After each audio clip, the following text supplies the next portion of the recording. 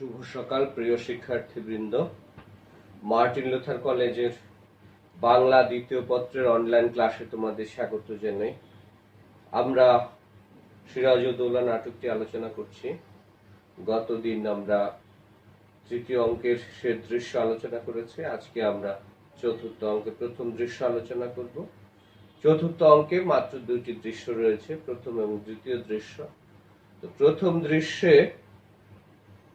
ইতোমধ্যে নবাব সিরাজউদ্দৌলার পতন হয়েছে এবং সেই কারণে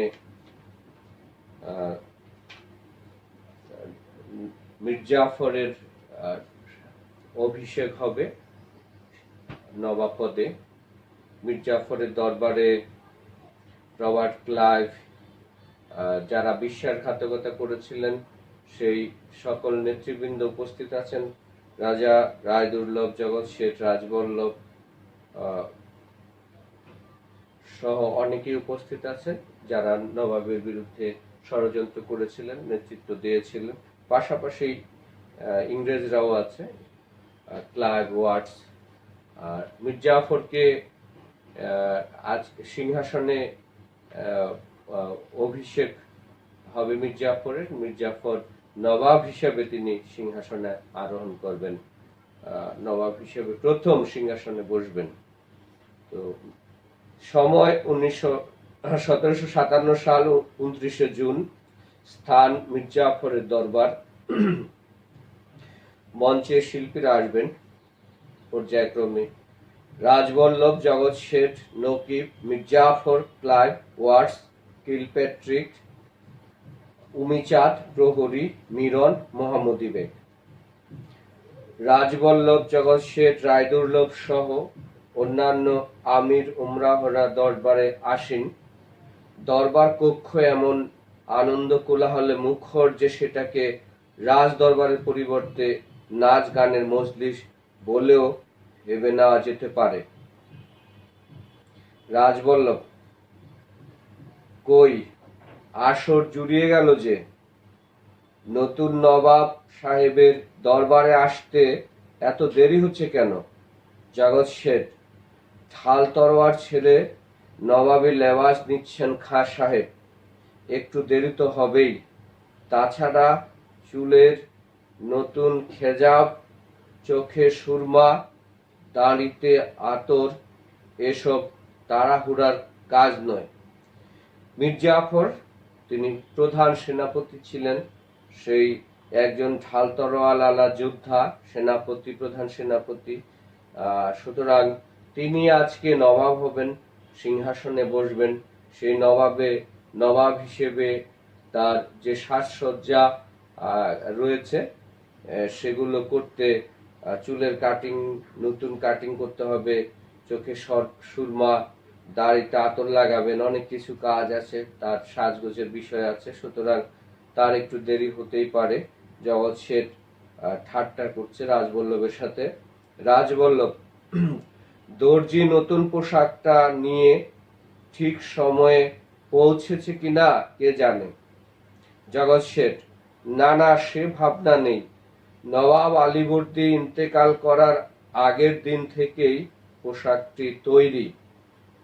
আমি ভাবছি সিংহাসনে বসবার আগেই খাঁ সাহেব সিরাজউদ্দৌলার হারেমে ঢুকে পড়ল কিনা। মীর জাফর অনেক আগে থেকেই স্বপ্ন দেখতেন তিনি একদিন নবাব হবেন যে কোনো মূল্যেই। সেটা আলীবর্দীর সময় তিনি বিদ্রোহ করেছিলেন, নবাব আলীবর্দী তাকে ক্ষমা করে আবার তাকে ক্ষমতায় বসিয়েছিলেন, তার সেনাপতিত্ব অব্যাহত রেখেছিলেন। নবাব সিরাজউদ্দৌলার সময়ও তিনি ষড়যন্ত্র করেছেন। সুতরাং সিংহাসনে বসবার যে প্রস্তুতি, নবাব হবার যে আকাঙ্ক্ষা তার মধ্যে, এটা অনেক আগে থেকেই ছিল। সুতরাং আলীবর্দী খাঁ মারা যাবার পরেই তিনি হয়তো এমনও হতে পারে আগে থেকেই একটা পোশাক তৈরি করেই রেখেছিলেন। তবে তাকে নিয়ে আরেকটা ভয় আছে, সেটি হলো যে সিরাজউদ্দৌলার যে হারেম রয়েছে, যেখানে অসংখ্য সুন্দরীরা আছে, নাসনেওলি সহ সেই সফরজঙ্গের হারেম, সিরাজের হারেমে অসংখ্য সুন্দরী রমণীরা আছে, ললনারা আছে। সিরাজ নবাব মির্জাফর সিংহাসনে বসার আগেই কিনা সেই হারেমে ঢুকে পড়েছেন কিনা সেটি নিয়ে সন্দেহ। রাজবল্লভ তবেই হয়েছে। বেসুমার হুর গোলমানদের বিচিত্র ওড়নার গোলক ধাঁধা এড়িয়ে বার হয়ে আসতে খাঁ সাহেবের বাকি জীবনটাই না খতম হয়ে যায়। মির্জাফর তার যথেষ্ট বয়স হয়েছে, সুতরাং তিনি যদি সত্যি সত্যি সেই হারেমে প্রবেশ করেন তবে সেখানকার সুন্দরীদের, রমণীদের গোলক ধারায় তিনি হারিয়ে যেতে পারেন। নকিব সুবে বাংলার নবাব, দেশবাসীর ধন দৌলত, জান সালামতের জিম্মাদার মীর মুহাম্মদ জাফর আলী খান দরবারে তশরিফ আনছেন। হুঁশিয়ার! মির্জাফরের প্রবেশ সঙ্গে মিলন, সবাই সম্ভ্রমে উঠে দাঁড়ালো। মির্জাফর ধীরে ধীরে সিংহাসনের কাছে গেলেন। একবার আড়াআড়ি ভাবে সিংহাসনটা প্রদক্ষিণ করলেন, তারপর একপাশে গিয়ে একটা হাতল ধরে দাঁড়ালেন। দরবারের সবাই কিছুটা বিস্মিত। রাজবল্লভ সিংহাসনের দিকে ইঙ্গিত করে, আসন গ্রহণ করুন সুবে বাংলার নবাব, দরবার আপনাকে কুর্নিশ করবার জন্য অধৈর্য হয়ে অপেক্ষা করছে। মির্জাফর চারিদিকে তাকিয়ে কর্নেল সাহেব এসে পড়লেন বলে। জগৎ শেঠ, কর্নেল সাহেব এসে কোম্পানির পক্ষ থেকে নজরানা দেবেন, সে তো দরবারের নিয়ম। মির্জাফর: হ্যাঁ, উনি এক্ষুনি আসবেন। রাজবল্লভ ঈষৎ অসহিষ্ণু: কর্নেল ক্লাইভ আসা অবধি দেশের নবাব সিংহাসনের হাতল ধরে দাঁড়িয়ে থাকবেন নাকি? নকিব: মহামান্য কোম্পানির প্রতিনিধি কর্নেল রবার্ট ক্লাইভ বাহাদুর, দরবার হুঁশিয়ার। ক্লাইভের প্রবেশ, সঙ্গে ওয়াটস কিলপ্যাট্রিক। গোটা দরবার সন্ত্রস্ত। মির্জাফরের মুখ আনন্দে ভরে উঠল। Clive: long live Jafar Ali Khan. But what is this? Nawab মসনদের পাশে দাঁড়িয়ে আছেন। ইনি কি নবাব নাকি ফকির?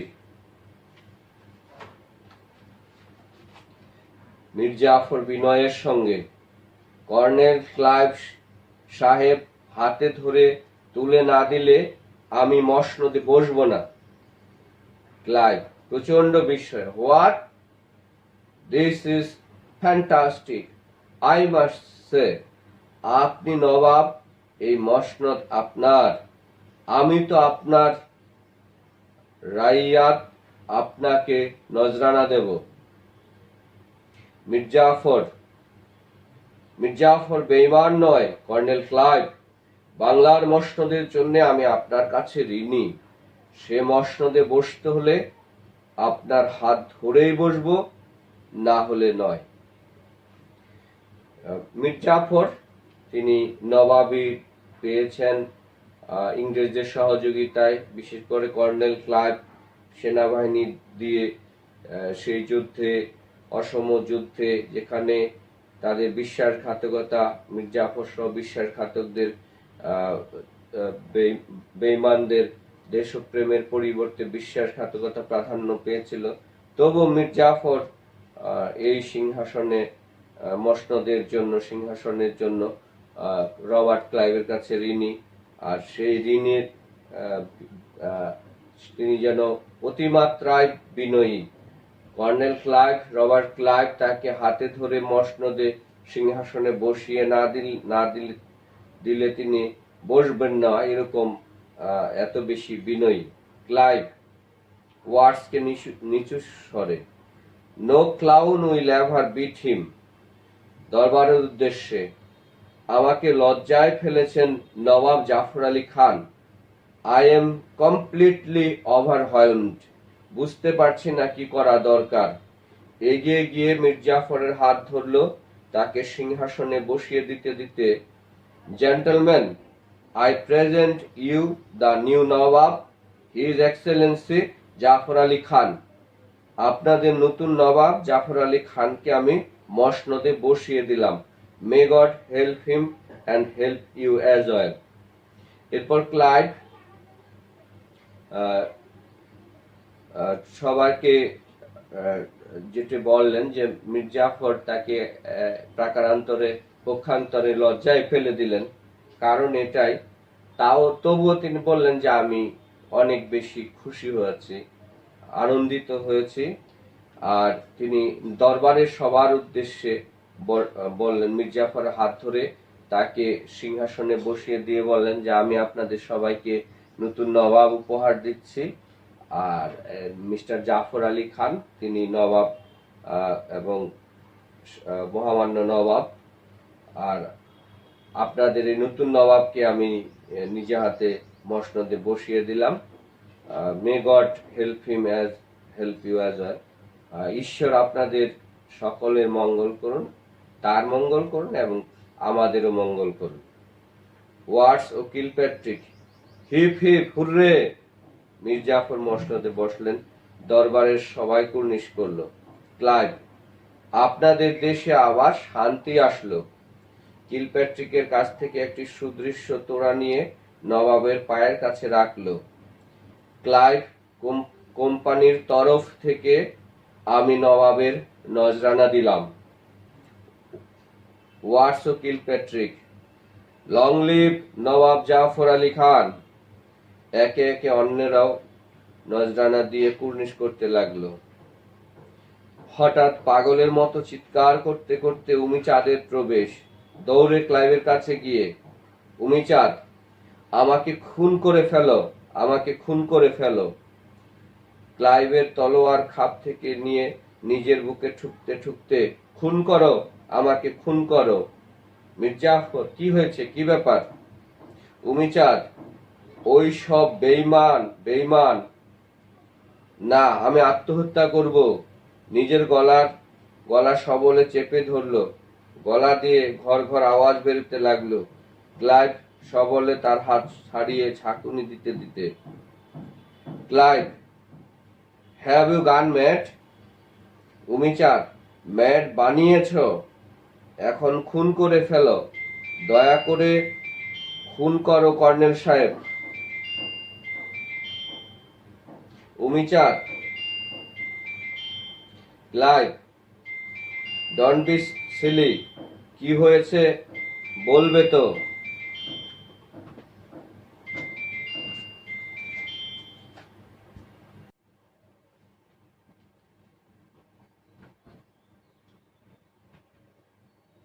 উমিচাঁদ দরবারে সে হট্টগোল বাঁধিয়েছে, সে ক্লাইভকে প্রতারণার জন্য দায়ী করছে এবং সে কিছুটা একেবারেই বিকারগ্রস্ত পাগলের মতো আচরণ করছে। তো ক্লাইভকে সে বলছে যে, ক্লাইভ তাকে জিজ্ঞাসা করছে, তুমি কি পাগল হয়ে গেছো?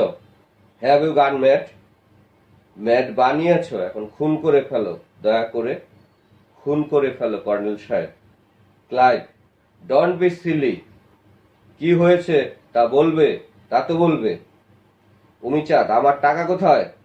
ক্লাইভ, কিসের টাকা?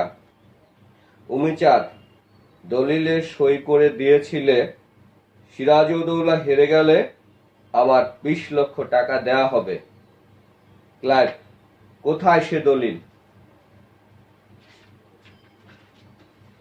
উমিচাঁদ, তোমরা জাল করেছ। দৌড়ে সিংহাসনের কাছে গিয়ে, আপনি বিচার করুন, আপনি নবাব, সুবিচার করুন। ক্লাইভ, আমি এর কিছুই জানি নে। উমিচাঁদ, তা জানবে কেন সাহেব? নবাবের রাজকোষ বাঁটোয়ারা করে তোমার ভাগে পড়েছে 21 লাখ টাকা। সকলের ভাগেই অংশ মতো কিছু না কিছু পড়েছে, শুধু আমার বেলাতে। উমিচাঁদ কান্নাকাটি করছে। ক্লাইভ সবলে উমিচাঁদের বাহু আকর্ষণ করে, ইউ আর ড্রিমিং উমিচাঁদ, তুমি খোয়াব দেখছো। উমিচাঁদ, খোয়াব দেখছি? দলিলে পরিষ্কার লেখা 20 লক্ষ টাকা পাবো, তুমি নিজে সই করেছ। ক্লাইভ, আমি সই করলে আমার মনে থাকতো। তোমার বয়স হয়েছে, মাথায় গোলমাল দেখা দিয়েছে, এখন তুমি কিছুদিন তীর্থ করো, ঈশ্বরকে ডাকো, মন ভালো হবে।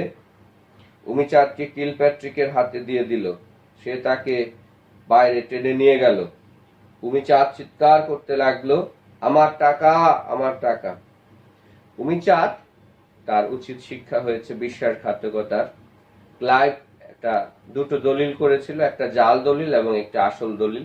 সেই জাল দলিলে ক্লাইভ এবং লুসিংটন এরা ওয়াটসনের স্বাক্ষর নকল করে উমিচাঁদকে দিয়েছিল, কিন্তু যেটি আসল দলিল সেই দলিলে উমিচাঁদের প্রাপ্য টাকা পয়সা নিয়ে কোনো কিছু লেখা ছিল না। সুতরাং এখন যুদ্ধের পরে নবাব সিরাজউদ্দৌলা পরাজিত হলে তার রাজকোষ ভাগাভাগি করে অনেকে অনেক টাকা পয়সা পেয়েছে, অথচ উমিচাঁদ কিছুই পায়নি, তাকে ঠকানো হয়েছে। এই কারণেই সে টাকার শোকে পাগল প্রায়। ক্লাইভ, উমিচাঁদের মাথা খারাপ হয়েছে। ইওর এক্সেলেন্সি মে ফরগিভ আস। জগৎ শেঠ, এমন শুভ দিনটা থমথমে করে দিয়ে গেল। ক্লাইভ, ভুলে জানো, ও কিছু নয়। নবাবের দিকে ফিরে, আমার মনে হয় আজ প্রথম দরবারে নবাবের কিছু বলা উচিত। রাজবল্লভ, নিশ্চয়ই। প্রজা সাধারণ আশ্বাসে আবার নতুন করে বুক বাঁধবে।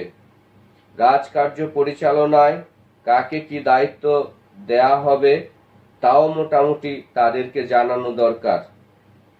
মির্জাফর ধীরে ধীরে উঠে দাঁড়িয়ে পাগড়ি ঠিক করে, আজকের এই দরবারে আমরা সরকারি কাজ আরম্ভ করার আগে কর্নেল ক্লাইভকে শুকরিয়া জানাচ্ছি তার আন্তরিক সহায়তার জন্য। বিনিময়ে আমি তাকে ইনাম দিচ্ছি বার্ষিক 4 লক্ষ টাকা আয়ের জমিদারি, 24 পরগনার স্থায়ী মালিকানা। ওয়াটস ও কিলপ্যাট্রিক একসঙ্গে হুররে! ক্লাইভ হাসি মুখে মাথা নোয়াল। মির্জাফর রাজদরবারে প্রথম যে বক্তব্য দিলেন, কথা বললেন, তাতে তিনি রবার্ট ক্লাইভ সমস্ত ইংরেজদের প্রতি আন্তরিক কৃতজ্ঞতা জানালেন। তো তাদের এই সহযোগিতার জন্য, কৃতজ্ঞতার জন্য, বিশ্বাসঘাতকতার জন্য তাদের যে পুরস্কার বা ইনাম হিসেবে দেওয়া হলো 24 পরগনার জমিদারি, যেখানে বার্ষিক প্রায় 4 লক্ষ টাকা তারা খাজনা আদায় করতে পারবে। সেই পরগনা, 24 পরগনার সেই জমিদারিটা ইস্ট ইন্ডিয়া কোম্পানিকে দেওয়া হলো। মির্জাফর, দেশবাসীকে আমি আশ্বাস দিচ্ছি যে তাদের দুর্ভোগের অবসান হয়েছে। সিরাজউদ্দৌলার অত্যাচারের হাত থেকে তারা নিষ্কৃতি পেয়েছেন। এখন থেকে কারো শান্তিতে আর কোনো রকম বিঘ্ন ঘটবে না। তিনি দেশবাসীর উদ্দেশ্যে যেটি বললেন, যে তাদের প্রজাদের উদ্দেশ্যে বললেন যে তাদের দুর্ভাগ্যের অবসান হয়েছে। নবাব সিরাজউদ্দৌলাকে হত্যা করে সিংহাসন থেকে সিংহাসনচ্যুত করা হয়েছে, ক্ষমতাচ্যুত করা হয়েছে। তিনি একজন অত্যাচারী শাসক ছিলেন। তবে হ্যাঁ, এবার থেকে আর নবাবের সেই অত্যাচারের হাত থেকে সবাই মুক্তি পেল, রেহাই পেল। সবাই এবার শান্তিতে জীবন যাপন করতে পারবে। প্রহরী, সেনাপতি মীর কাসিমের দূত। মির্জাফর, হাজির করো। বসলেন দূতের প্রবেশ। মিরন দ্রুত তার কাছে এগিয়ে গেল। মিরনের হাতে পত্র প্রদান। মিরন পত্র খুলতে উল্লসিত হয়ে উঠল। মিরন, পলাতক সিরাজউদ্দৌলা মীর কাসেমের সৈন্যদের হাতে ভগবান গোলায় বন্দী হয়েছে। তাকে রাজধানীতে নিয়ে আসা হচ্ছে। ক্লাইভ, ভালো খবর। You can feel really safe now. যেহেতু সিরাজদৌল্লা পালিয়েছিলেন, তিনি কোথায় গিয়ে আবার সৈন্য সংগ্রহ করে পুনরায় রাজধানী দখলের চেষ্টা করবেন কিনা এরকম একটা ভয় তাদের ছিল। কিন্তু সিরাজউদ্দৌলা ভগবান গোলার কাছে, মীর কাসেমের সৈন্যদের কাছে ধরা পড়েছে।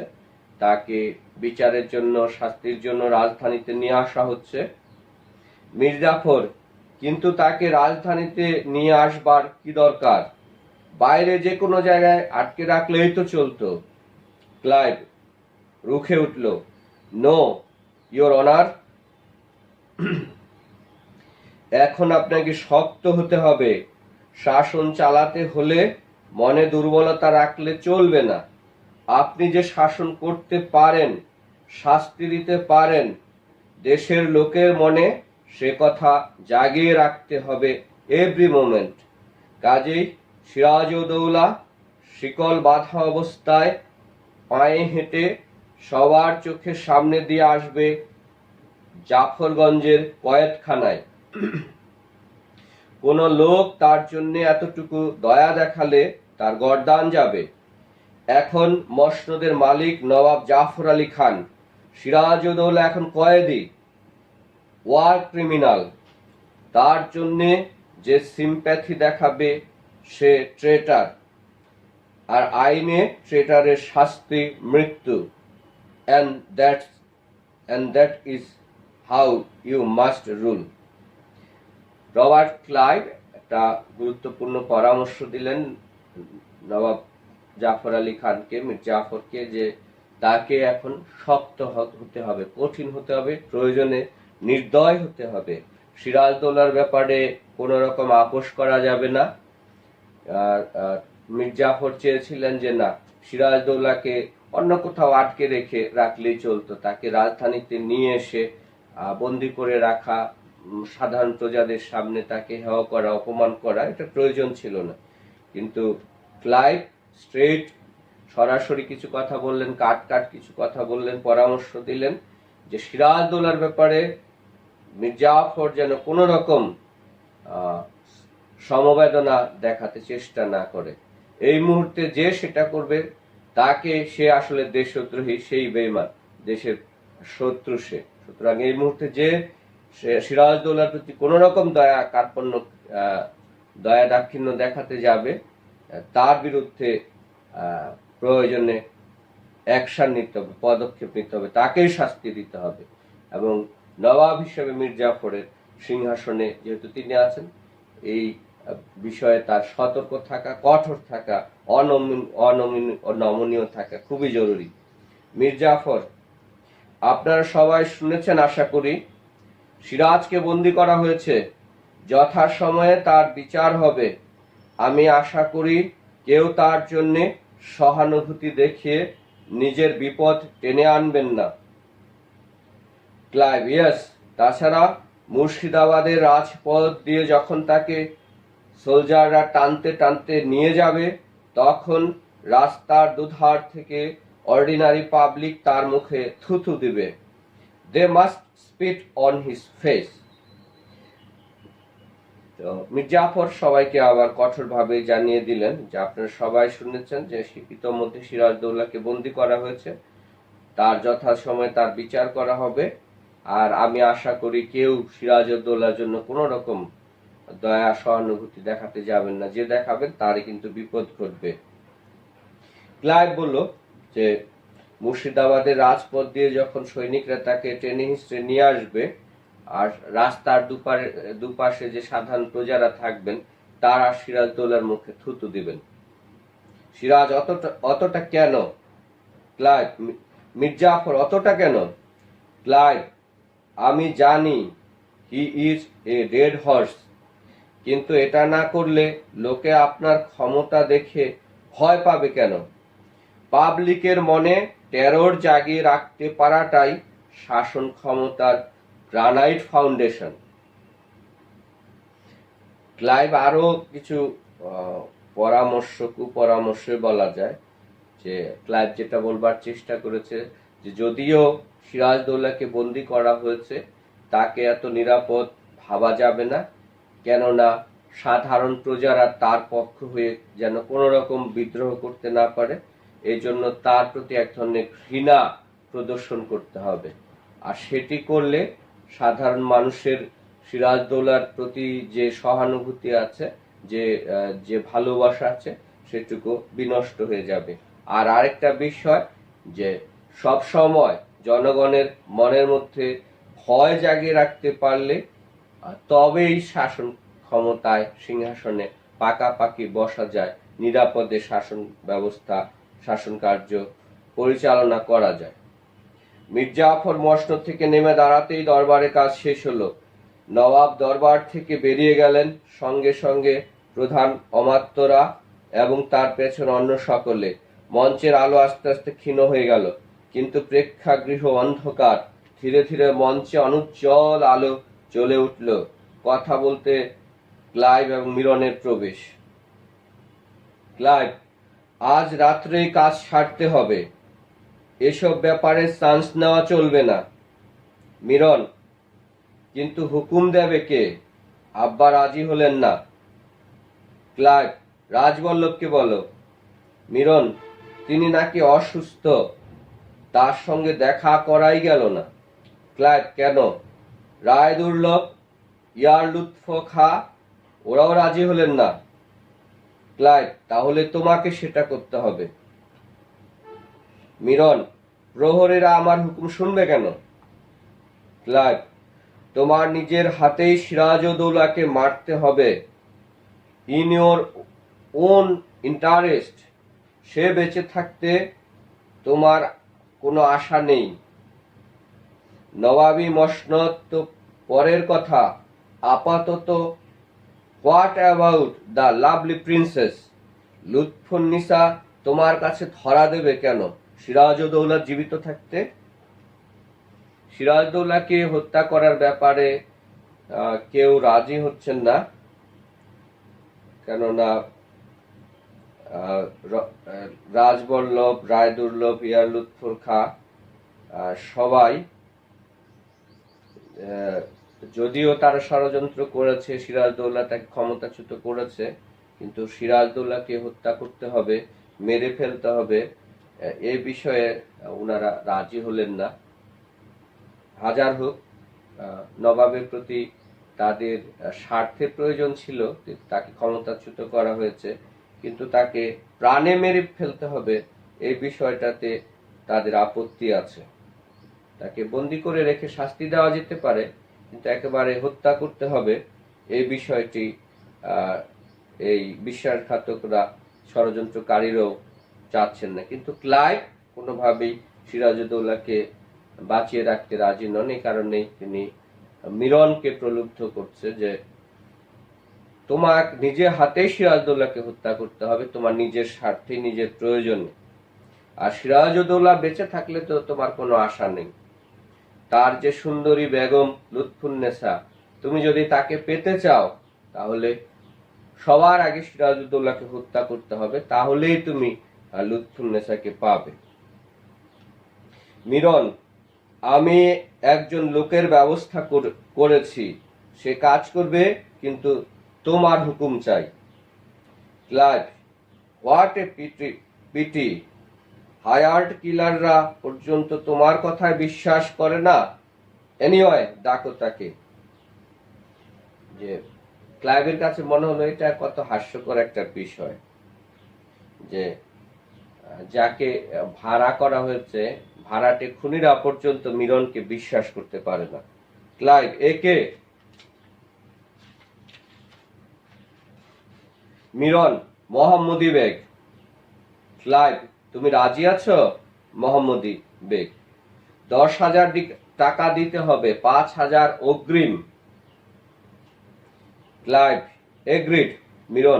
মিরনকে বললেন, ওকে টাকাটা এক্ষুনি দিয়ে দাও। 10,000 টাকার বিনিময়ে মোহাম্মদী বেগ নবাব সিরাজউদ্দৌলাকে হত্যা করবে, 5,000 টাকা অগ্রিম নিচ্ছে এই মোহাম্মদী বেগ, যাকে সিরাজউদ্দৌলা বাবা নিজের সন্তানের মতো এই পরিবারে লালন পালন করেছে, একই সাথে সিরাজউদ্দৌলার সাথে বড় হয়েছে, এই পরিবারের অংশ ছিল। স্বার্থের প্রয়োজনে বিশ্বাসঘাতকতা, আর কখনো কখনো বিশেষ সময়ে বিশ্বাসঘাতকতাটা যে কত বড় বিপজ্জনক সেটি হয়েছে। Clive, there may be trouble, অবস্থা বুঝে কাজ করো, বি কেয়ারফুল, কাজ হতে হলেই আমাকে খবর দেবে, যাও। ক্লাইভ তাকে কিছু পরামর্শ দিল যে ওখানে এই কাজটা করতে হলে হয়তোবা সমস্যা হতে পারে, পরিস্থিতি বুঝে তুমি কাজ করবে, খুব সাবধানে করবে, আর কাজটা হয়ে গেলে আমাকে খবর দিবে। ওরা বেরিয়ে গেল। ক্লাইভের মুখটা কঠিন হয়ে উঠল, বাঁ হাতের তালুতে ডান হাতের তালুর মুঠো দিয়ে আঘাত করতে লাগলো। It is a must.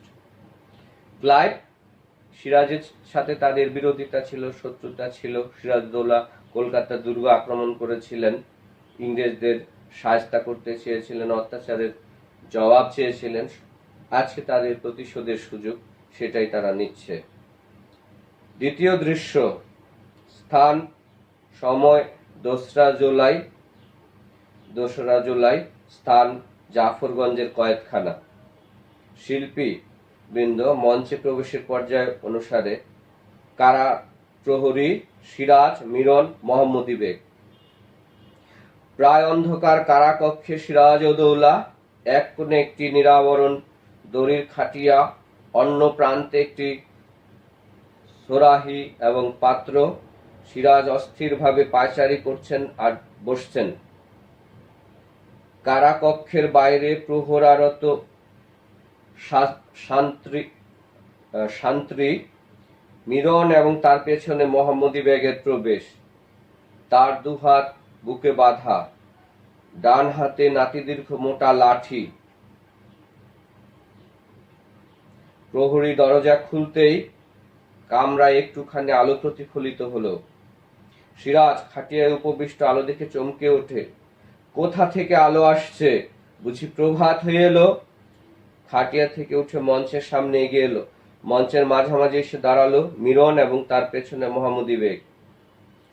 Siraj মোনাজাতের ভঙ্গিতে হাত তুলে, এ প্রভাত শুভ হোক তোমার জন্যে লুৎফা, শুভ হোক বাংলা, আমার বাংলার জন্যে, নিশ্চিত হোক বাংলার প্রত্যেকটি নরনারী, নিশ্চিত হোক বাংলার প্রত্যেকটি নরনারী। আলহামদুলিল্লাহ। মিরন, আল্লাহর কাছে মাপ চেয়ে নাও শয়তান। সিরাজ চমকে উঠে, মিরন, তুমি এ সময় এখানে? আমাকে অনুগ্রহ দেখাতে এসেছ না পীড়ন করতে? মিরন, তোমার অপরাধের জন্যে নবাবের দণ্ডাজ্ঞা শোনাতে এসেছি। সিরাজ, নবাবের দণ্ডাজ্ঞা? মিরন, বাংলার প্রজা সাধারণকে পীড়নের জন্যে, দরবারের পদস্থ আমির উমরাহদের মর্যাদা হানির জন্যে, বাংলাদেশে ইস্ট ইন্ডিয়া কোম্পানির আইনসঙ্গত বাণিজ্যের অধিকার ক্ষুণ্ণ করবার জন্যে, অশান্তি এবং বিপ্লব সৃষ্টির জন্যে তুমি অপরাধী। নবাব জাফর আলী খান এই অপরাধের জন্যে তোমাকে মৃত্যুদণ্ড দিয়েছেন। মিরন নিজের মতো করে